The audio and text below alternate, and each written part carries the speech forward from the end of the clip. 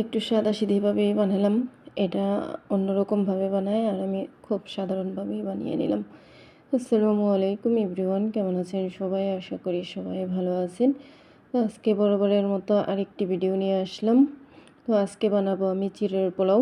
এটাকে পোয়াও বলে, হিন্দিতে পোয়া বলে আর বাংলাতে পোলাও বলে। তো যাই হোক, আমি কড়াইতে দিয়ে দিয়েছি ঘিটা গরম হওয়ার পরে আমি দিয়ে দিয়েছি সর্ষেটা ভালো মতো চটপট করে ফুটেছে। এরপর আমি দিয়ে দিলাম পেঁয়াজ আর হলো কাঁচামরিচ। তো আমি একটু ভালোভাবে এটাকে মিশিয়ে নিলাম। তারপরে দিয়ে দিলাম হলো নুন। তো নুনটা দেওয়ার পর আমি একটু ভালো করে আবার ফিরে নেড়ে নিচ্ছিলাম। তো নেড়ে নেওয়ার পরে আমার ব্রাউন কালারটা হওয়ার পরে আমি দিয়ে দিয়েছি টমেটো কুচি। তো টমেটো কুচিটা দেওয়ার পরে আমি টমেটো গ্রাইন্ড করে নিয়েছি। এরপরে এখানে আমি দিয়ে দিলাম লেবুর রস। এটা ইম্পর্টেন্ট, লেবুর রসে কিন্তু অনেকটা স্বাদ বাড়ায়, এর জন্য আমি লেবুর রসটা দিয়ে দিলাম। এটা খুব জরুরি দেওয়া। তো আমি এখন দিয়ে দিলাম মশলা হলো হলুদের গুঁড়া, মরিচের গুঁড়া, জিরার গুঁড়া, ধনিয়া গুঁড়া। তো এইগুলো সবগুলো আমি দিয়ে ভালো করে আবার মিশিয়ে নিচ্ছি। শুকনো হয়ে গেছে।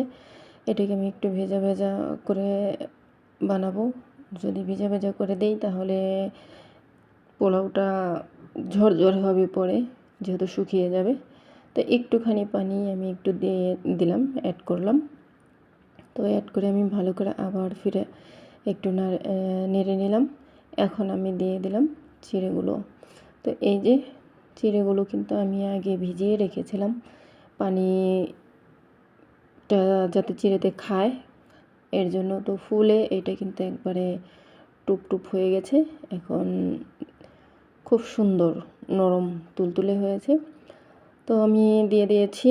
এরপর ভালো করে নেড়ে এখন এই যে কালারটা দেখেন, কত সুন্দর কালার আসছে আমার চিড়ের পোলাওর মধ্যে।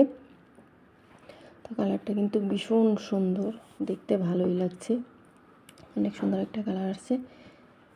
তো আমার কড়াইটা একটু লড়াচড়া করছিল, যাই হোক আমি মিশিয়ে নিয়েছি।